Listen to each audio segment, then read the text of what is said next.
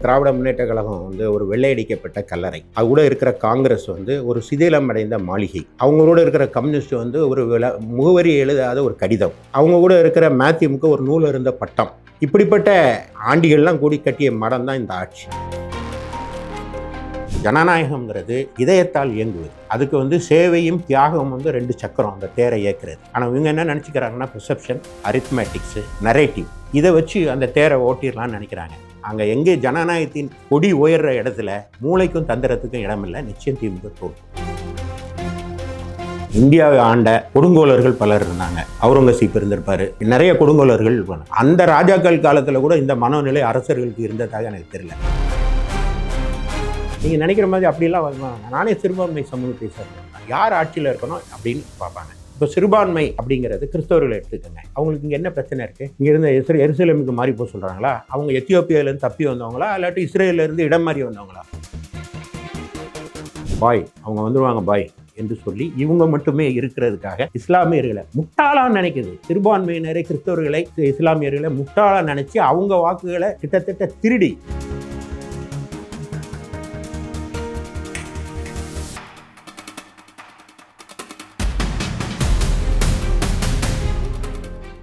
அதிமுக பொதுச் செயலாளர் எடப்பாடி பழனிசாமி அவர்கள் நேற்று வந்து ஒரு ப்ரெஸ் மீட் கொடுத்துருக்காரு. அதில் நிறைய விஷயங்கள் பேசியிருந்தார் சார். குறிப்பாக ஒரு விஷயம், அதிமுகவில் சசிகலா அவர்களையும் முன்னாள் முதலமைச்சர் பன்னீர்செல்வம் அவர்களையும் இணைப்பதற்கு வாய்ப்பே இல்லை அப்படின்ற மாதிரி ஒரு ஸ்டேட்மெண்ட் கொடுத்துருக்காரு. ஸோ இதற்கு முன்னாடி காலகட்டங்களில் பார்த்தீங்க அப்படின்னா டிடிவி தினகரன் அவர்கள் எடப்பாடி பழனிசாமி அவர்களை கடுமையாக விமர்சனம் பண்ணியிருக்காரு. இன்றைக்கு என்டிஏ கூட்டணியில் இருக்காரு. அப்படி இருக்கும் பொழுது இந்த மாதிரி வாய்ப்பே இல்லைன்னு சொல்றதுக்கு என்ன காரணமா இருக்கும்னு நீங்க நினைக்கிறீங்க?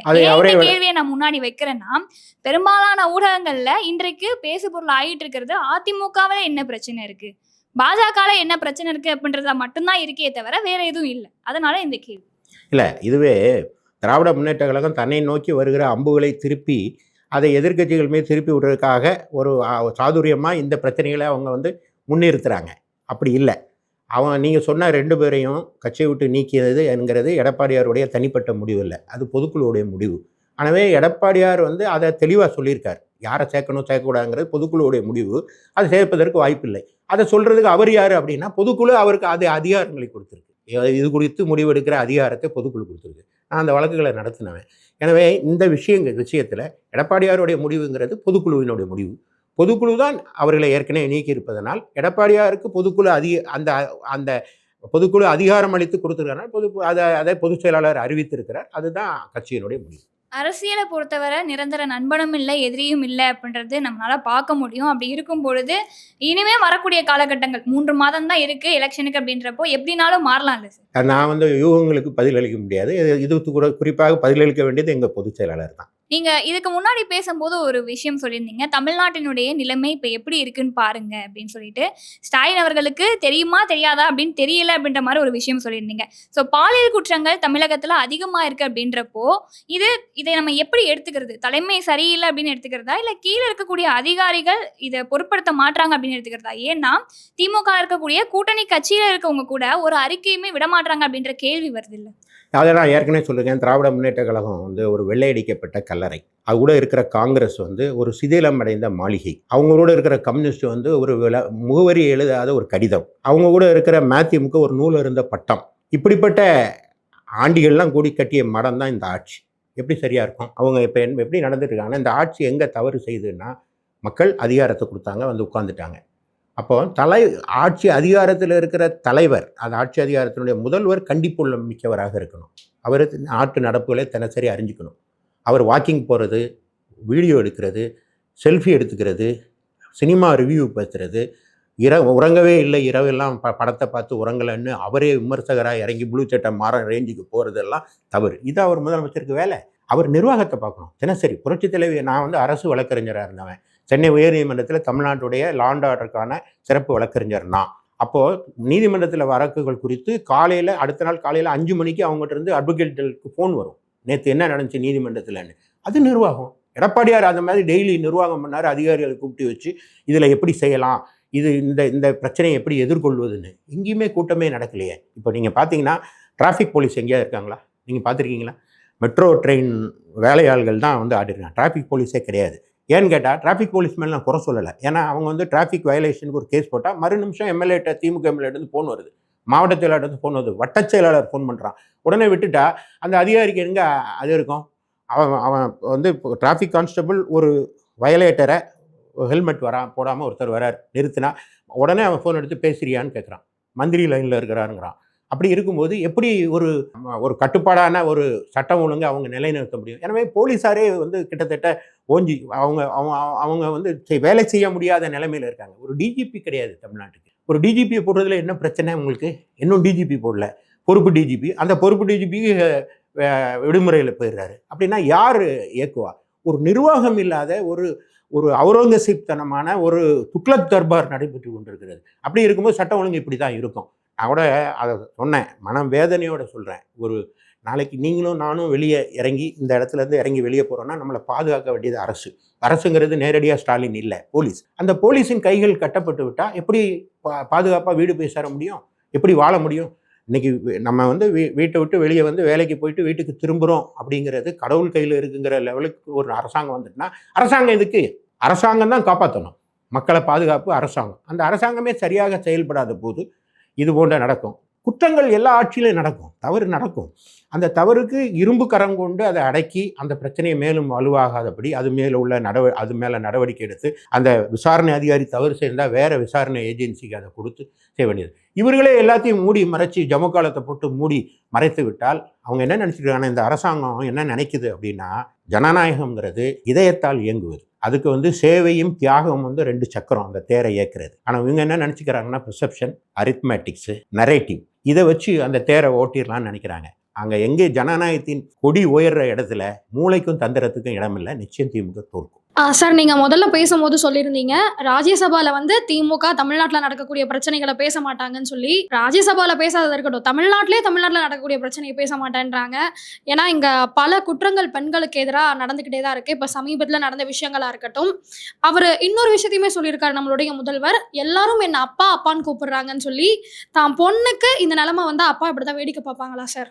முதலமைச்சர், நான் ஏற்கனவே சொன்னேன், முதலமைச்சர் வந்து அவர் மேகங்களில் சஞ்சாரித்து கொண்டிருக்கிறார். அவர் இன்னும் தரைக்கு இறங்கி வரவே இல்லை. அவரை புகழ்பாடி அவரை எங்கேயோ கொண்டு போய் வச்சுட்டாங்க. அது தவறான மனிதர்கிட்ட அதிகாரம் இருக்கும்போது இப்படி நடக்கிறது இயல்பு தான். காரணம் என்னன்னா, திராவிட முன்னேற்ற கழகம் பிரச்சனைகளை பேச மறுக்குது. இப்போ ஒரு அரசாங்கம் நடக்குது, ஒரு தவறு நடந்தால் சட்டமன்றத்தில் சொல்லலாம். போராட்டங்களை வந்து அதிமுக அரசாங்கத்தில் எத்தனை போராட்டங்கள், எல்லாத்துக்கும் அனுமதி கொடுத்தமே. ஒரு திண்மை உள்ள அரசாங்கம், ஜனநாயக அரசாங்கம், அத்தனை 1000 போராட்டங்கள் நடந்திருக்கும். ஆனால் எந்த போராட்டத்திற்கும் அனுமதி இல்லை, போராட்டங்களுக்கு அனுமதி இல்லை. போராட்டக்கிறவர்களை உடனே நீங்கள் பார்த்தீங்கன்னா வீதியில் இறங்கி இப்போது ஆசிரியர்கள் போராடிட்டு இருக்காங்க, மருத்துவர்கள் போராடுறாங்க, எல்லாரும் போடுறாங்க. அந்த போராட்டம் நசுக்கப்படுகிறது. இந்த தூய்மை பணியாளர்கள் போராட்டம் கூட ஒரு கண் துடைப்பாக தான் நடத்தி முடிச்சிருக்காங்க, ஒரு பொய்யான வாக்குறுதியை திருப்பி கொடுத்துருக்காங்க. அப்போ அந்த அரசாங்கம் அதை அட்ரஸ் பண்ண வேண்டிய இடம் என்னென்னா சட்டமன்றம். ஆனால் சட்டமன்றத்தில் என்ன இருக்குது? அது புகழ்பாடிகளின் துதி மண்டபமாக மாற்றிட்டாரு சபாநாயகர். சபாநாயகருங்கிறவர் யார் அப்படின்னா, அரசாங்கத்துக்கும் எதிர்கட்சிக்கும் இடையில இருக்கிற ஒரு நடுவர். அரசாங்கத்தில் கேள்வி பெற்று தரணும். இப்போ தேர்ந்தெடுக்கப்பட்ட மக்கள் பிரதிநிதி ஒரு கேள்வி கேட்பான், ஐயா எங்கள் ஊருக்கு தண்ணி தொட்டி வச்சு தருவீங்களா? அதை பதில் அளிக்க வேண்டியவர் அமைச்சர். அந்த அமைச்சர் அவராக சொல்ல மாட்டார், அதிகாரிகிட்ட கேட்டு சொல்வார். அதிகாரியை வந்து அமைச்சு கொடுக்கலாம், 6 மாத காலத்தில் அமைத்து தரப்படும் அப்படின்னு சொன்னால் அதை அவர் உறுதியாக கொடுப்பார். இந்த ஆட்சி போயிடும், 6 மாதத்தில் வைக்கலை, அடுத்து வேற ஒரு ஆட்சி வந்துட்டுனா அந்த அதிகாரியை சட்டை பிடித்து கேள்வி கேட்குற அதிகாரம் சட்டமன்ற உறுப்பினருக்கு உண்டு. எப்படி வரும்னா, அது வந்து அந்த உறுதிமொழி குழு அப்படின்னு ஒன்று இருக்குது. நானே சட்டமன்ற உறுப்பினராக இருக்கும்போது தமிழ்நாடு அரசு உறுதிமொழி குழு தலைவராக இருந்தவன். அப்போ அந்த தலைவர் வந்து அந்த ஆட்சி மாறின பிறகு அது நிறைவேறலைங்கிற போது அந்த கொஸ்டினை எடுத்து அந்த அதிகாரி அழைச்சி கேள்வி கேட்குற ஒன்று நடக்கும். அப்போ அந்த அதிகாரி அதை செய்யாவிட்டால் அதை செய்ய வலியுறுத்தப்படும். இது வந்து கான்ஸ்டியூஷனில், அரசியலமைப்பு சட்டத்தில் அழகாக எழுதி வச்சுருக்கான். ஆனால் அந்த உறுதிமொழியை அமைச்சர் சொல்வதற்கு முன்பாகவே இந்த முந்திரிக்கோட்டை சபாநாயகர் தானே அந்த உறுதிமொழியை சொல்கிறாரு. அதுக்கு கான்ஸ்டியூஷனல் வேலிடிட்டி கிடையாது, சட்ட ரீதியான அதிகாரம் அவருக்கு அது கிடையாது. அவ்வாறு பேசுகிற மண்டபம், அந்த மண்டபத்தில் என்ன மக்கள் பிரச்சனையை பேசியிருப்பாங்க, என்ன மக்களுக்கு என்ன நடந்துரும், எதுவுமே நடக்கலை. இப்படிப்பட்ட ஒரு மோசமான ஒரு அமைப்பை வைத்துக்கொண்டு அவர் தன் மீது வருகிற கணையை திருப்பி விட்டுட்டு அவர் ஜாலியாக படம் எடுத்துக்கிட்டு, அவர் ஜாலியாக செல்ஃபி எடுத்துக்கிட்டு, அவர் குடும்பத்தோட படம் பார்த்துக்கிட்டு, அதுக்கு ரிவ்யூ எழுதிக்கிட்டு அவர் சந்தோஷமாக இருக்கிறார். எனவே இந்த அரசு போதும். எனவே புதிய அரசு வரும், இன்னும் 3 மாதம், அதுவரை பல்ல கடிச்சிக்கிட்டு விரதம் போது தமிழ்நாட்டு மக்கள் இருங்க. மீண்டும் நல்ல அரசு வரும், எடப்பாடியார் வருவார், வந்தது நல்லாட்சி நடைபெறும். இழந்த மானத்தை தமிழ்நாடு இப்போ வந்து உலக அளவில் இந்தியாவுக்கு மதிப்பு உயர்ந்திருக்குன்னு நான் சொல்கிறேன். ஆனால் இந்திய அளவில் தமிழ்நாட்டுடைய மதிப்பு எங்கே இருக்குது? ஒரு தலைநகரத்தில் பிழைக்க வந்த ஒரு குடும்பம். கொஞ்ச நாளைக்கு முன்னால் பார்த்தோம், திருத்தணியில் ஒரு வட மாநில வாலிபருக்கு நேர்ந்த கதியை பார்த்தோம். அதற்கு பிறகு அது பாடம் படிச்சிருக்க வேணாமா? அப்போது ஒரு குற்றவாளி சடன் ப்ரொவோகேஷனில் ஒரு வேலை செஞ்சிடறான். செஞ்ச பிறகு ஐயா நான் கொலையை செஞ்சுட்டேன் அப்படின்னு போலீஸில் சரண்டர் ஆகிறத கேள்விப்பட்டிருப்போம். ஆனால் மறைச்சிடலாம், குப்பையில் போட்டுடலான்னு நினைக்கிற அளவுக்கு குரூர மனோபாவம். இவங்க கேட்டால் சொல்லுவாங்க அவங்க வட மாநில தொழிலாளர் அப்படின்னு சொல்லுவாங்க. வட மாநில தொழிலாளர் உங்களை எவ்வளவு கேவலத்தனமாக நினச்சிருந்தா தமிழ்நாட்டில் வந்து அந்த செயலை செய்வான். அவன் ஊரில் செஞ்சால் சரி, இங்கே வந்து செய்கிறான்னா உங்களை பற்றி அவனுடைய மதிப்பீடு என்ன? தமிழ்நாடு போலீஸை பற்றி அவனுக்கு என்ன மதிப்பீடு?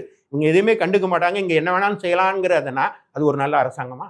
அது ஒரு நல்ல கவர்னன்ஸா?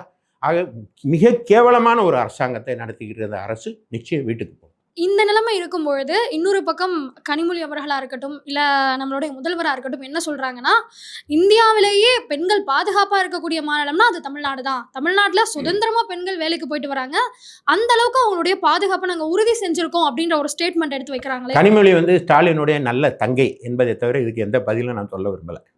என்ன சார் சிம்பிளாக முடிச்சிட்டிங்க? ஆமாம், சொந்த அண்ணனுக்காக பேசுகிறார்.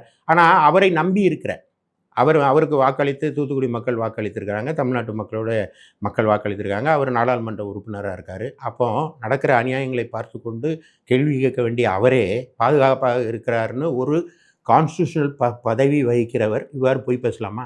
அப்படின்னா அவரை எப்படி எடுத்துக்கொள்வது என்றால், அவருக்கு மக்களை விட தன்னுடைய மக்கள், தன் குடும்பத்தை பற்றியான அக்கறை அவருக்கு அதிகம் இருக்குது. சொந்த அண்ணன், அவர் வேறு என்ன செஞ்சிட முடியும்? அதனால் சொல்லுகிறார். அவர் தானே கடந்த முறை சொன்னார், விதவைகள் மிகுந்த மாநிலமாக மாறிவிட்டது என்று சொன்னார். இப்போ அந்த நிலைமை மாறிடுச்சா?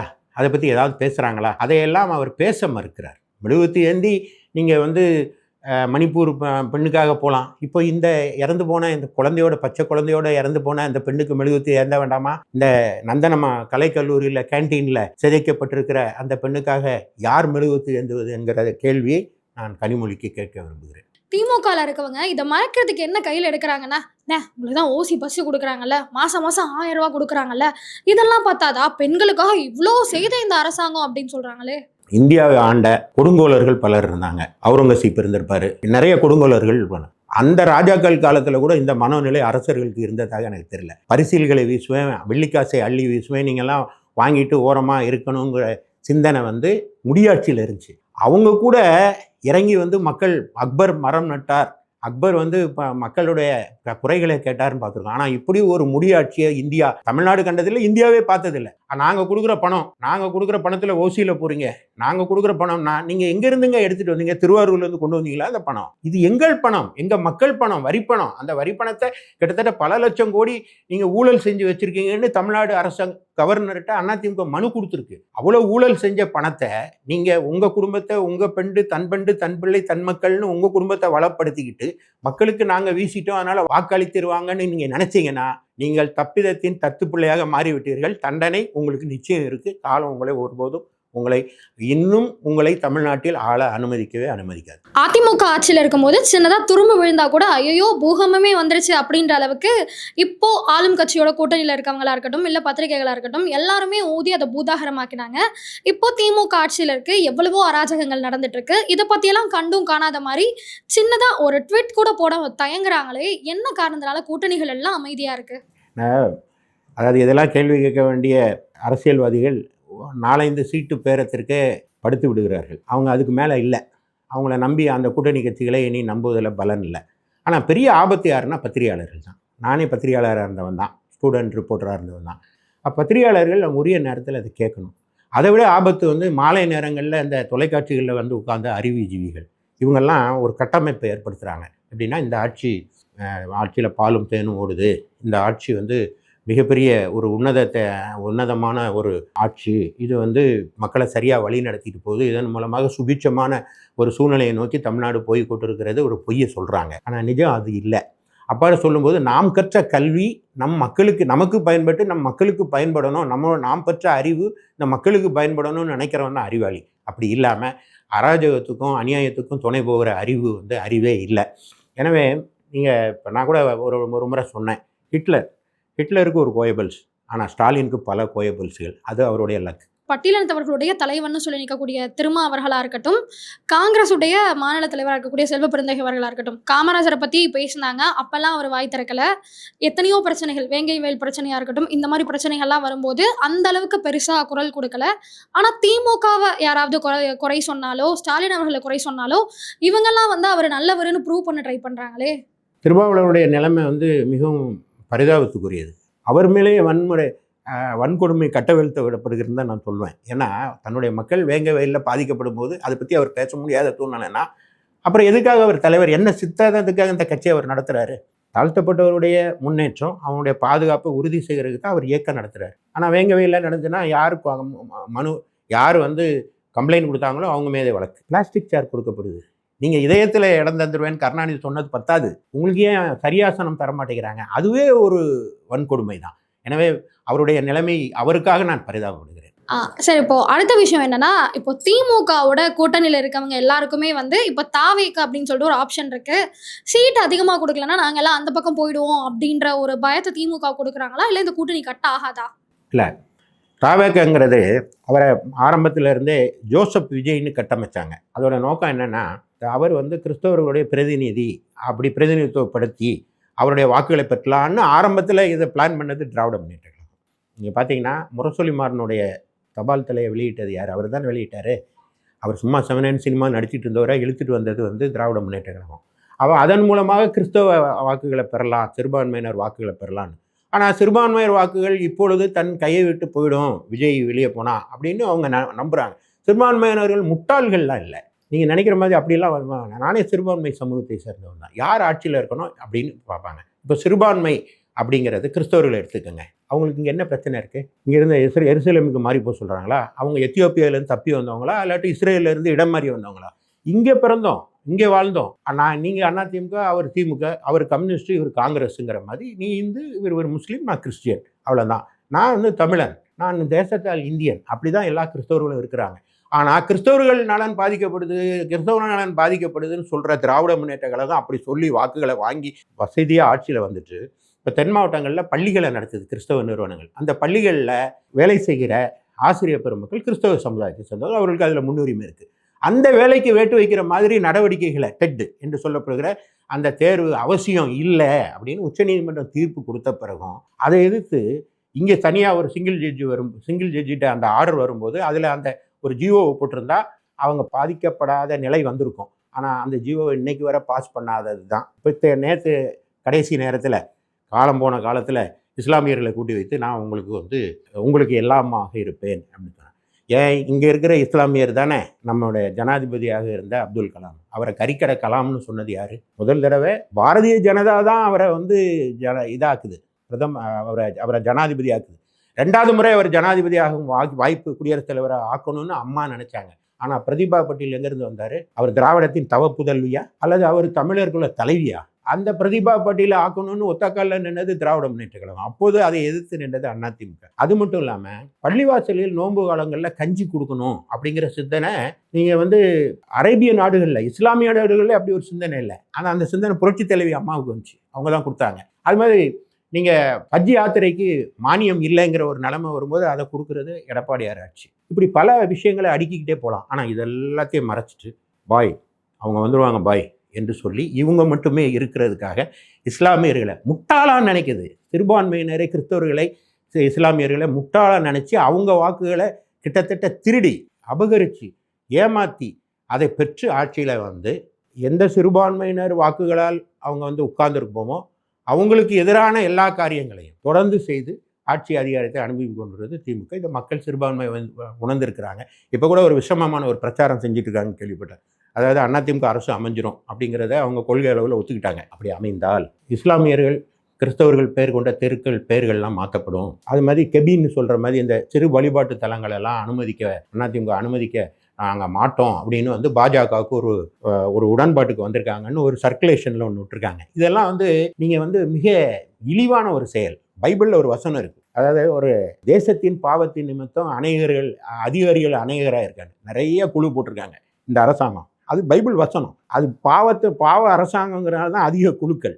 அது பைபிள் வசனம், அது நடந்திருக்கு. ஆக இந்த சிறுபான்மையினருக்கு எதிராக ஒரு ஆட்சியை நடத்திட்டு, ஆனால் நாங்கள் தான் சிறுபான்மையினை பாதுகாவலங்கிறத வந்து இருட்டில் கண்ணக்கோல் வைக்கிறவனை பார்த்துருக்கோம். பகல்லே கண்ணக்கோல் வைக்கிற திறமை வந்து திமுக உண்டு. அதில் இந்த முறை சிறுபான்மையினர் ஒருபோதும் ஏமாற மாட்டார்கள். நீங்க அதிமுகல இருக்கனால ஒரே ஒரு கேள்வி கேட்கிறேன் சார். அடுத்த எம்ஜிஆர் வந்து விஜய் தான் அப்படின்னு சொல்றாங்களே, அதை எப்படி அது எடுத்துக்கிறீங்க? எம்ஜிஆரை இழிவுபடுத்துகிற செயல். எம்ஜிஆர் எப்பேற்பட்ட மகான். அவர் வந்து நேரடியாக வரல. பசின்னா என்னன்னு தெரிஞ்சு வந்தார். அவர் வந்து பார்ன் வித் சில்வர் ஸ்பூன் இல்லை, கஷ்டப்பட்டு வந்தார். அவர் வந்து ஒவ்வொரு மக்களுக்கு அள்ளி கொடுத்தார்.